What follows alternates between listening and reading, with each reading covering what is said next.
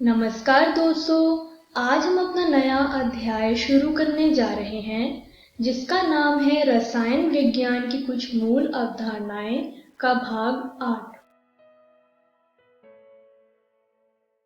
तो चलिए देखते हैं कि हम इस वीडियो में क्या पढ़ने वाले हैं। हम इस वीडियो में सीमांत अभिकर्मक के बारे में जानेंगे। हम सांद्रता की मात्रात्मक व्युत्पत्ति के बारे में भी जानेंगे।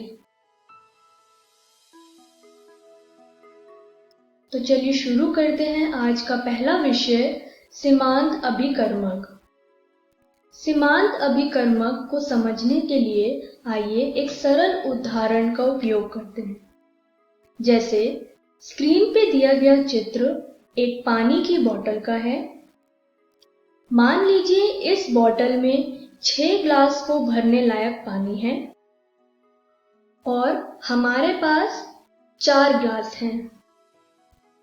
यह 4 ग्लास तो इस बोतल से भर दिया जाएगा, लेकिन क्योंकि इस बोतल में 6 ग्लास जितना पानी था तो बोतल में कुछ पानी रह जाएगा। इसका मतलब यहाँ पानी तो उचित है लेकिन ग्लास कम है।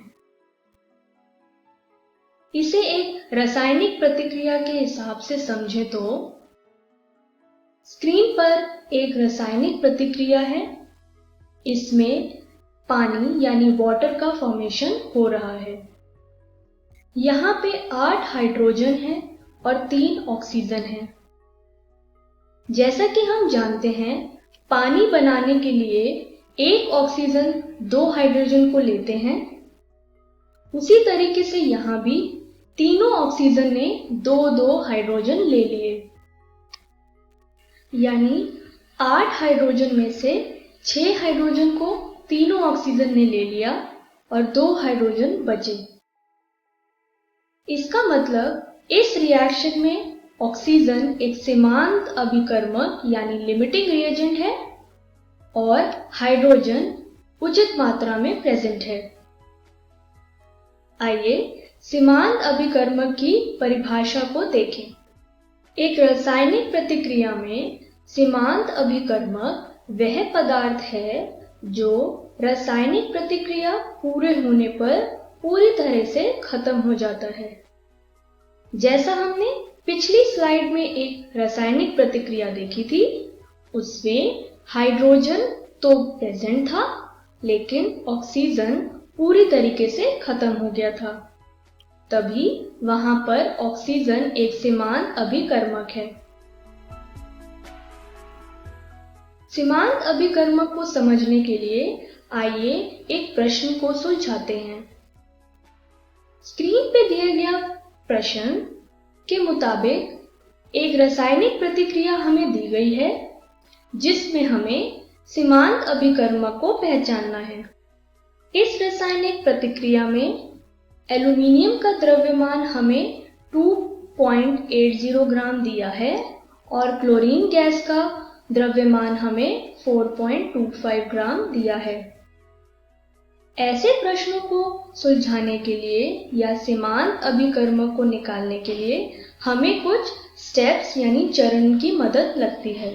जैसा हमने पिछली वीडियोस में पढ़ा था, मोलों की संख्या को बदलने के लिए जो फॉर्मूला लगता है वो है जैसा कि आप स्क्रीन पर देख पा रहे हैं, यानी N बराबर द्रव्यमान डिवाइडेड बाय मोलर द्रव्यमान।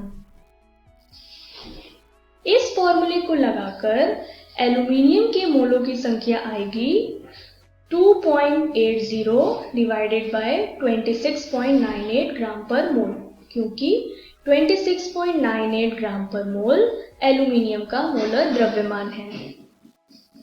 इस हिसाब से एल्यूमीनियम के मोलर की संख्या आई 0.104 मोल। उसी तरीके से हमने क्लोरीन गैस के मोलों की संख्या को ज्ञात किया, यानी 4.25 ग्राम को 70.98 ग्राम पर मोल से भाग किया, क्योंकि 70.98 ग्राम पर मोल क्लोरीन गैस का मोलर द्रव्यमान है।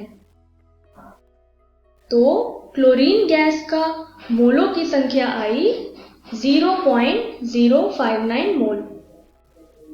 चलिए स्टेप 1 यानी चरण 1 के बाद अब हम अपने चरण 2 पे चलते हैं। चरण 2 यानी स्टेप 2 के मुताबिक दिए गई रासायनिक प्रतिक्रिया का स्टोइकियोमेट्री अनुपात निकालना। जैसा हमने पिछली वीडियोस में स्टोइकियोमेट्री गुणांक के बारे में पढ़ा ही था, इस रासायनिक प्रतिक्रिया में एल्यूमीनियम का स्टोइकियोमेट्री गुणांक है 2, क्लोरीन गैस का स्टोइकियोमेट्री गुणांक है 3। स्टोइकियोमेट्री अनुपात इन स्टोइकियोमेट्री गुणांक के अनुपात को ही कहते हैं। यानी स्टोइकियोमेट्री अनुपात मतलब एल्यूमीनियम के मोल को क्लोरीन गैस के मोल से डिवाइड करना। यहाँ स्टोइकियोमेट्री गुणांक ही एल्यूमीनियम और क्लोरीन गैस के मोलों की संख्या को दर्शा रहा है। इस फॉर्मूले में यह वैल्यू रखकर हमारा स्टोइकियोमेट्री अनुपात आया 2/3 यानी 0.66। यह इस रासायनिक प्रतिक्रिया का स्टोइकियोमेट्री अनुपात है।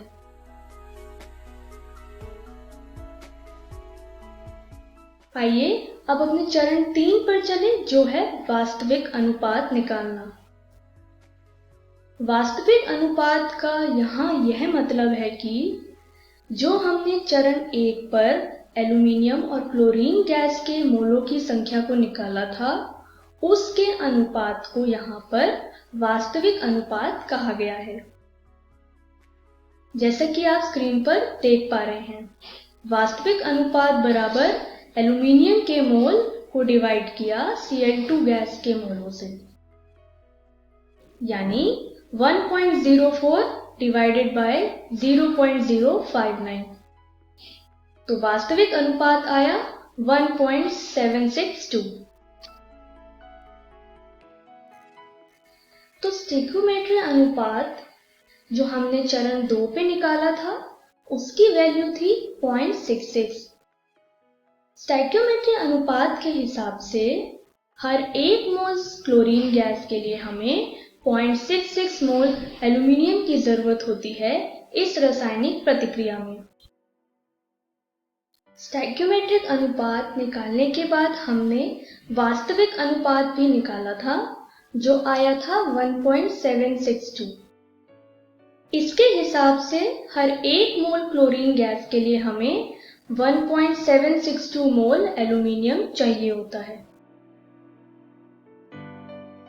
जैसा कि हमने देखा कि वास्तविक अनुपात स्टोइकियोमेट्री अनुपात से बड़ा था, तो हमें यह पता चला कि इस रासायनिक प्रतिक्रिया में एल्यूमीनियम तो अधिक मात्रा में है, लेकिन क्लोरीन गैस कम मात्रा में है। यानी इस रासायनिक प्रतिक्रिया में क्लोरीन गैस एक सीमांत अभिकर्मक है। इस तरीके से हम किसी भी रासायनिक प्रतिक्रिया में सीमांत अभिकर्मक को पहचान सकते हैं। सीमांत अभिकर्मक के बाद आइए अब हम अपने अगले विषय पे चले, जो है सांद्रता की मात्रात्मक व्युत्पत्ति। आपने किसी केमिस्ट्री लैब यानी रासायनिक प्रयोगशाला में काम तो किया ही होगा। वहां आपने कुछ अम्ल यानी एसिड्स को देखा होगा। हमने कभी कभी इन अम्ल यानी एसिड्स में पानी डालकर इनकी सांद्रता को कम किया था। क्या आप इन शब्द यानी सांद्रता को बारे में जानते हैं? आइए अगली स्लाइड में हम सांद्रता की परिभाषा को देखते हैं। रसायन विज्ञान में किसी विलयन की सांद्रता यानी कंसंट्रेशन उस विलयन के इकाई आयतन में उपस्थित पदार्थ की मात्रा के रूप में परिभाषित किया गया है। किसी विलयन की सांद्रता को दर्शाने के लिए निम्नलिखित रूप से व्यक्त किया जाता है। पहला है द्रव्यमान प्रतिशत यानी मास परसेंटेज, दूसरा है मोल अंश, तीसरा है मोलरता यानी मोलारिटी, चौथा है मोललता यानी मोलालिटी। आइए अब हम एक एक करके इन चारों रूपों को पढ़ें। पहले बात करते हैं द्रव्यमान प्रतिशत से। किसी 100 ग्राम विलयन में किसी विलय की घुली हुई सामग्री मात्रा को द्रव्यमान प्रतिशत कहा जाता है। द्रव्यमान प्रतिशत के लिए जो फॉर्मूला लगाया जाता है वह आप स्क्रीन पर देख पा रहे हैं, यानी द्रव्यमान प्रतिशत बराबर विलय का द्रव्यमान डिवाइडेड बाय विलयन का द्रव्यमान इंटू 100, क्योंकि यह प्रतिशत है। द्रव्यमान प्रतिशत के बाद अब बात करते हैं मोल अंश की। मोल अंश एक सांद्रता की इकाई है जिससे किसी विलयन की कुल संख्या से विभाजित घटक के मोलों की संख्या के बराबर माना जाता है। यदि कोई पदार्थ A किसी दूसरे पदार्थ B में घुलता है और A पदार्थ के मोलों की संख्या को हम Na और B पदार्थ के मोलों की संख्या को हम Nb लिखते हैं, तो पदार्थ A का मोल अंश होगा जैसा कि आप स्क्रीन पर देख पा रहे हैं, यानी Na जो कि पदार्थ A के मोलों की संख्या है उसको हमने Na प्लस Nb से डिवाइड किया, क्योंकि इस मिश्रण में दो पदार्थ हैं A और B, तो इन दोनों पदार्थों के मोलों की संख्या को जोड़ना ही मिश्रण के मोलों की संख्या हुई। उसी तरीके से अगर हमें B का मोल अंश निकालना हो तो Nb divided by Na plus Nb। Na plus Nb मिश्रण के मोलों की संख्या है। मोल अंश की SI इकाई नहीं होती है। मोल अंश के बाद आइए अब बात करते हैं मोलरता यानी मोलारिटी के बारे में। मोलरता या मोलर सांद्रता प्रति लीटर घोल में विलय के मोल की संख्या को बताता है। इसका फॉर्मूला होगा मोलरता बराबर विलय के मोलों की संख्या डिवाइडेड बाय विलायक का आयतन लीटर में। मोलरता की SI इकाई है मोल पर लीटर या बड़ा M यानी कैपिटल M।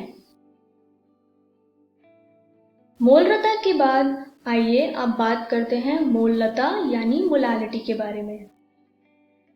मोललता को विलायक के प्रति किलोग्राम मोल की संख्या के रूप में परिभाषित किया गया है।